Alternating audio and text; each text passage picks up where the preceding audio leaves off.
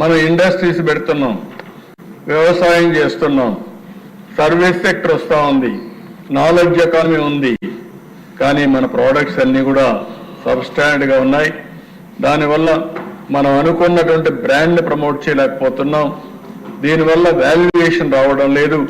అందుకని ఏది మాట్లాడినా ఆంధ్రప్రదేశ్లో తయారయ్యే ప్రతి ఒక్క వస్తువుని బ్రాండ్ని ప్రమోట్ చేసి వాల్యూ అడిషన్ చేసి ఒక ప్రోడక్ట్ పర్ఫెక్షన్ దిశగా పోవాలని చెప్పి ఆలోచిస్తున్నాం.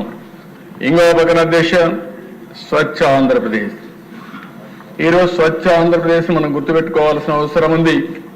ఈ రోజుట్లో టెక్నాలజీ ఏజ్లో దోమలు, మస్కిటోస్ వల్ల ఎక్కడికక్కడ మలేరియా కానీ లేకపోతే మీరు చూస్తే డెంగ్యూ కానీ అనేక విధాలుగా ఇబ్బంది పడుతున్నాం. మనం ఉండే ప్రాంతాలు ఏ విధంగా అశుభ్రంగా ఉన్నాయో దానివల్ల ఆరోగ్య పరిస్థితులు వచ్చే పరిస్థితి వచ్చింది. ఈరోజు మానసిక ఉల్లాసం కావాలన్నా, హ్యాపీగా ఉండాలన్నా, ఆరోగ్యంగా ఉండాలన్నా స్వచ్ఛ ఆంధ్రప్రదేశ్ చాలా ముఖ్యం. దానికోసం స్వచ్ఛ ఆంధ్రప్రదేశ్ కింద తీసుకున్నాం.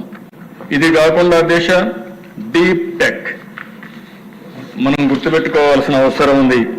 చాలా మంది సెల్ ఫోన్లు వాడుతున్నారు. సెల్ ఫోన్ ఓన్లీ ఎస్ఎంఎస్లు పంపించడానికి లేకుంటే మనం మాట్లాడుకోవడానికి వాడుతున్నాం. ఇంకొంతమంది ఫోటోలు, సెల్ఫీలు తీసుకుంటున్నారు. ఇంకొంతమంది ఉంటే ఇంకొక స్టెప్ ముందుకు పోయి ఏదో గ్రూప్ మీటింగ్ పెట్టుకొని ఆ కమ్యూనిటీ వాళ్ళు కానీ ఫ్యామిలీ కానీ మనం మాట్లాడుకునే పరిస్థితికి వస్తున్నాం. నేను ఆలోచించేది ఈరోజు దిశ ఏదైతే in all walks of life టెక్నాలజీని ఏ విధంగా ఉపయోగించుకోవాలో మనం ఆలోచించాల్సిన అవసరం ఉంది. It is a game changer.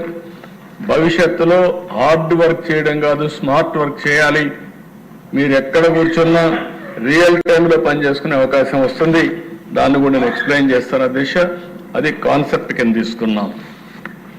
ఇక్కడికి వచ్చేప్పుడు దిశ జీరో పావర్టీ 10 కూడా నేను స్థూలంగా 2 నిమిషాలు మీకు ఎక్స్ప్లెయిన్ చేస్తాను. మీ మనసులో దీన్ని ఎంత స్ట్రాంగ్గా సీడ్ చేయాలనో సీడ్ చేయడానికి ప్రయత్నం చేస్తున్నా.